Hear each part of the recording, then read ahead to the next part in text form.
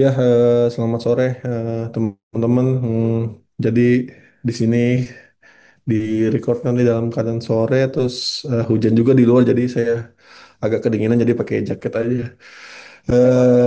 Ini tema yang akan kita bahas hari ini adalah terkait ADR. Jadi ADR itu singkatan dari Architecture Decision Records gitu. Dan kenapa? hmm, Seharusnya sih ini bisa membantu beberapa masalah ya, atau case yang teman-teman hadapi ya ketika teman-teman menentukan suatu pattern, arsitektur, flow, atau teknologi ya yang dipilih di organisasi tempat teman-teman bekerja. Ini kenapa hal ini bisa berguna di kemudian hari? Ya. Nah, ini sebelum kita bahas definisi ADR ini, ya kenapa sih kita harus care terhadap ADR gitu? Sebenarnya kalau sehari-hari ya, mungkin ada teman-teman yang relate.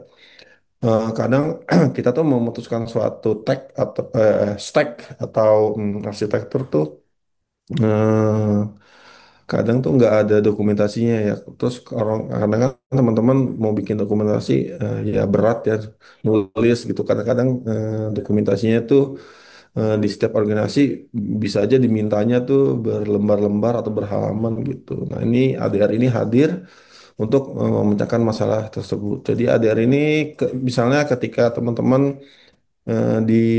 di saat ini ya, saat ini tiba-tiba mikir kok saya pakai database ini ya, kenapa nggak ini ya gitu. Kadang kan jadi kita merasa bersalah gitu.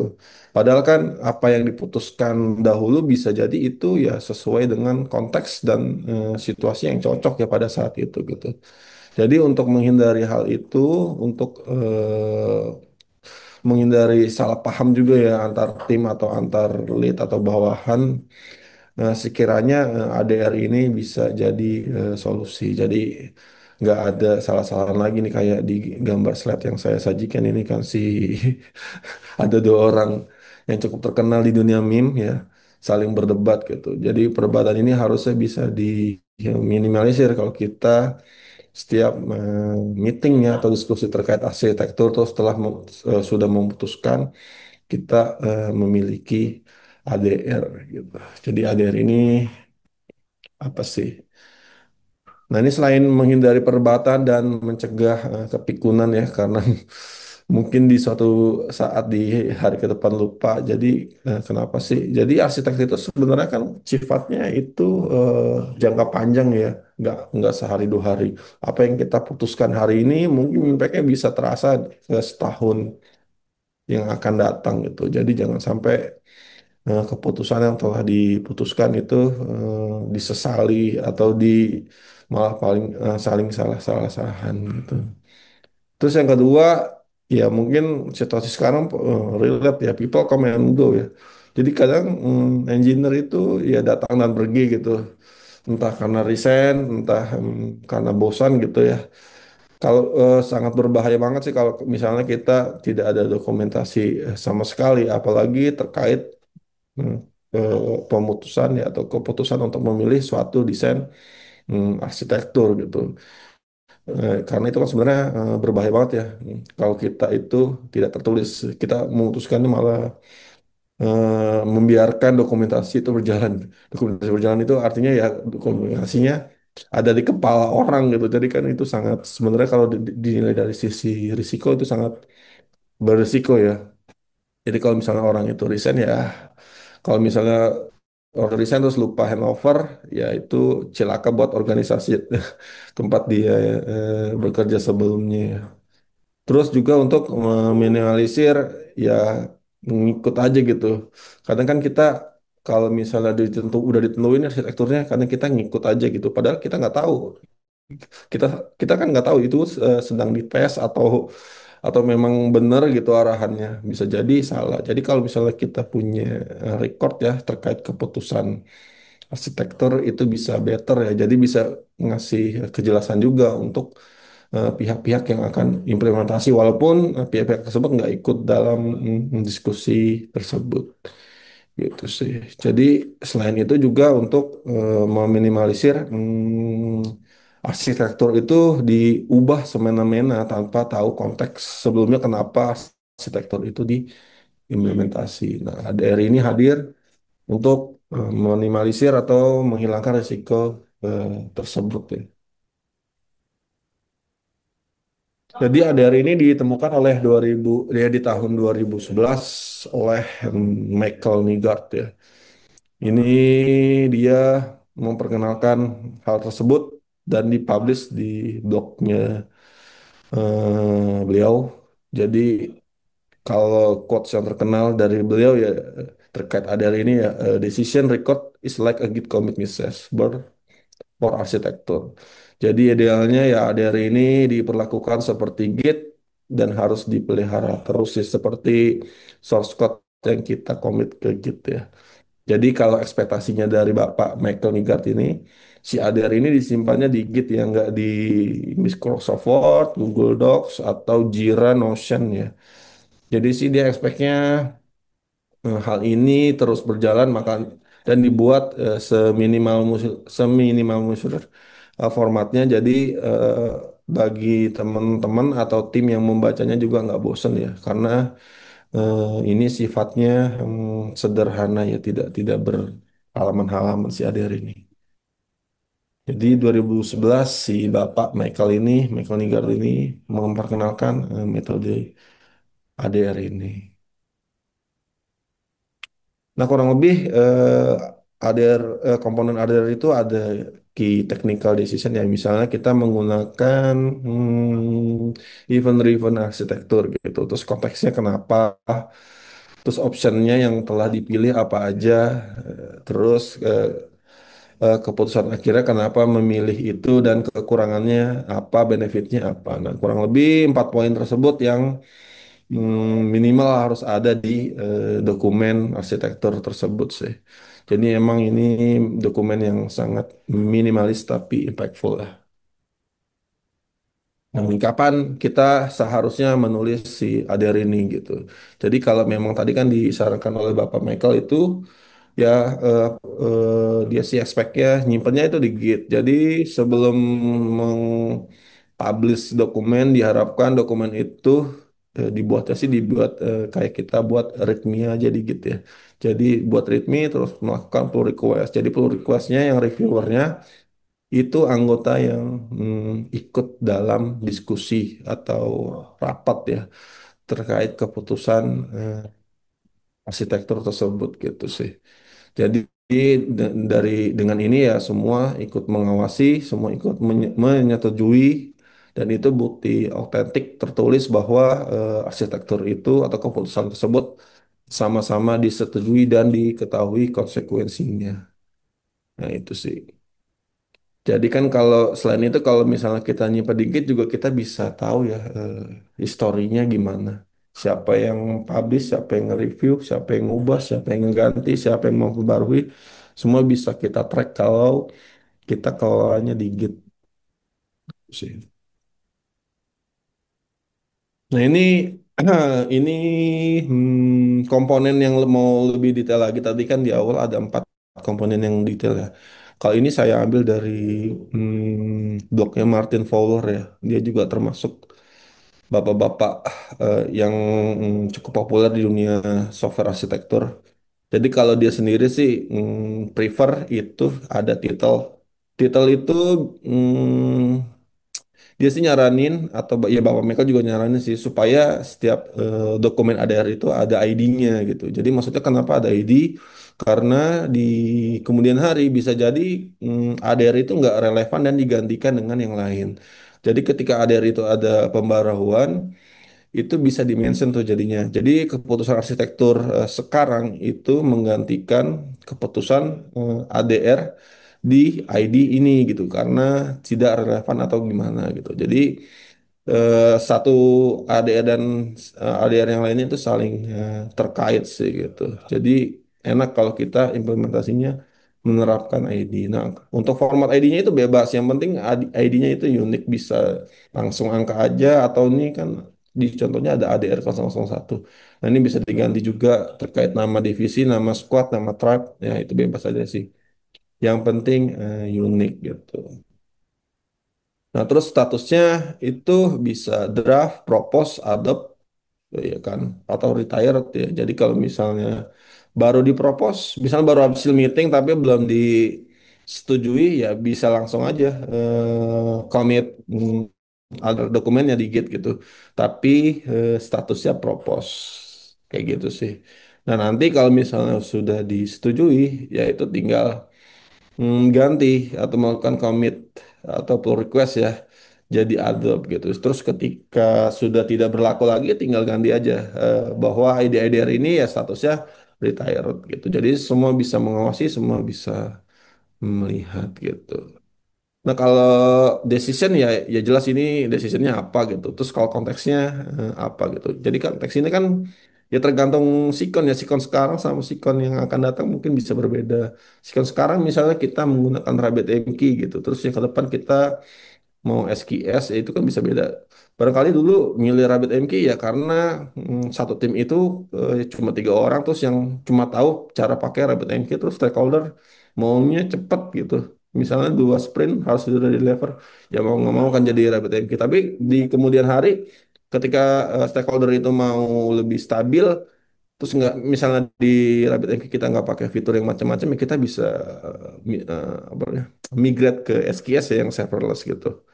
Jadi semua hasil keputusan ya itu depend konteks saat itu ya. Makanya ADR ini harusnya sih lumayan ngebantu ya ketika teman-teman butuh dokumentasi yang tidak terlalu berbelit-belit, sederhana, tapi tetap useful sih. Terus option considered. Jadi diharapkan sih kalau di ADR itu ada beberapa opsi yang didiskusikan gitu. Jadi kayak misalnya mau milih milih queue ya, bisa queue. Misalnya kan ada beberapa opsi kayak misalnya RabbitMQ, ya kan, SKS atau memang mau force ke yang lebih lebih advance kayak Kafka kan juga bisa gitu. Jadi semua opsi itu baiknya sih di put di situ terus dipertimbangkan alasannya kenapa relate ke konteks yang mana gitu sih. Terus selain itu ada konsekuensi ya. Jadi ya kita tahulah tools itu nggak ada yang sempurna, setiap tools punya kekurangan dan kelebihan masing-masing dan diharapkan di domain ADR itu ditulis juga gitu konsekuensinya. Kadang kan takutnya tools itu kalau misalnya dikembangkan ada efek samping kayak obat aja ya. Jadi baiknya saya ditulis juga kekurangan dan kelebihannya gitu. Terus yang terakhir advice. Jadi ya disarankan ini cara implementasinya gimana sih ditulis juga. Nggak perlu di dalam format guideline ya. Kayak misalnya, oh implementasi dulu di standalone gitu, atau atau jalankan dua dua service dulu gitu. Kayak petunjuk singkat untuk implementasinya sih gitu. Jadi nggak perlu guideline full gitu sih. Jadi kira-kira yang baca bisa nangkap konteks dan mengerti ya kira-kira arsitektur atau tools ini kenapa digunakan dan dipilih. Sih. Nah, ini contoh penamaannya. Misalnya nama ADR-nya 001 use Postgre for billing gitu. Di sini kan ada ID dan nama pemilihannya ya.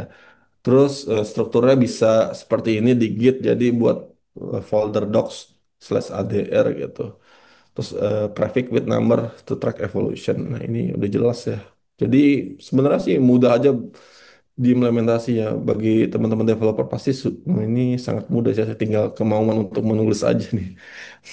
Mau apa enggak sih.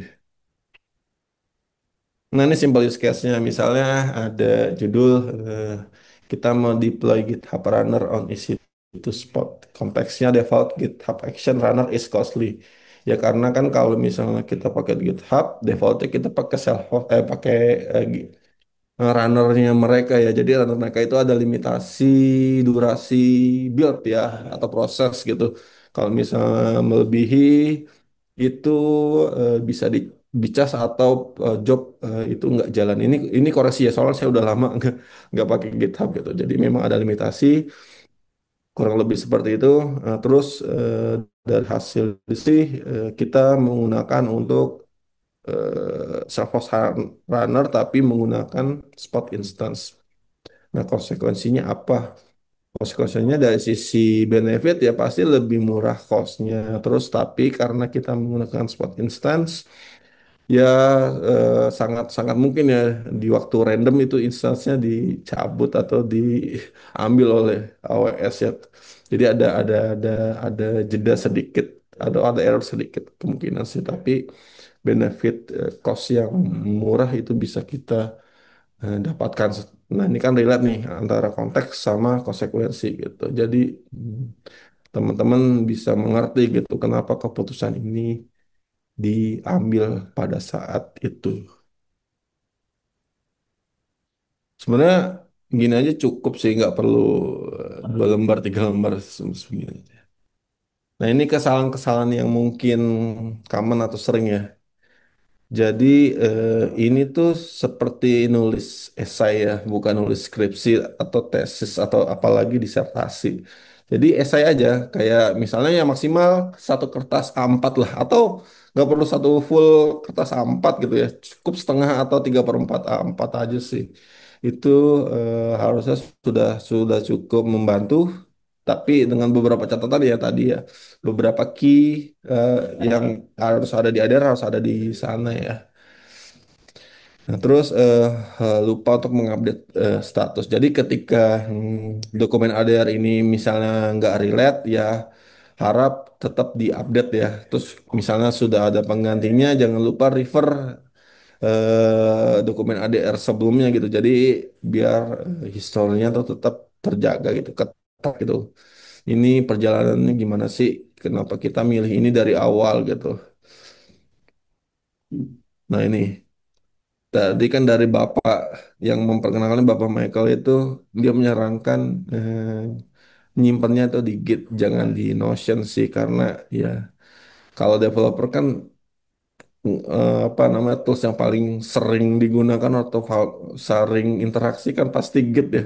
Ya sangat userful kalau kita nyimpennya di Git gitu, jangan di Notion atau Confluence-nya si Jira, Google Docs atau di tempat yang lain. Lebih baik sih di Git aja gitu. Jadi segala proses review itu bisa ke track juga sih. Itu kesalahan yang biasa terjadi ya ketika memulai adopsi ADR di organisasi tempat kita kerja. Nah ini kesimpulannya gimana? Jadi keputusan yang tidak terdokumentasi ya seperti orang yang menghantui kalian ya. Jadi suatu saat pasti itu akan membuat pusing ya. Soalnya kadang ya jujur aja saya sendiri juga di suka bingung ya kenapa ya dulu pakai ini gitu ya, atau nanya ke temen gitu, atau ya ke temen ini dulu kenapa ya pakai ini. Kan kalau kita nanya terus menerus kan juga nggak enak ya, tapi kalau misalnya ada dokumentasi kan juga enak gitu. Jadi kita tinggal baca aja, atau kita ketika ditanya ya ini ya udah nih silakan silakan akses ADR ini gitu kalau mau dapat konteks lebih lengkapnya. Jadi kalau misalnya seperti itu kan lebih efektif ya. Jadi si pembaca kalau misalnya ada karyawan baru yang onboarding juga lebih enak. Jadi ketika nanya-nanya tentang stack, kenapa milih stack ini, ya tinggal baca ADR-nya aja, konteksnya apa, kekurangan dan kelebihannya apa. Nah itu sih. Mungkin itu aja terkait ADR gitu. Kurang lebihnya mohon maaf ya. Semoga ADR ini bisa memecahkan masalah di organisasi teman-teman ya. Kalau kalau jujur aja kalau di organisasi tempat saya bekerja sih ya ini cukup useful. Dari saya juga udah mulai coba implementasi ini ya gitu. Walaupun timnya nggak beratus-ratus atau 1.000 gitu. Tapi kami pikir ya mendokumentasikan segala keputusan sesuai konteks itu perlu sih. Dan ADR adalah format yang memang cocok ya dan oke gitu. Karena formatnya yang nggak berhalaman-halaman, cuma singkat tapi padat itu sih. Mungkin itu aja dari saya. Terima kasih.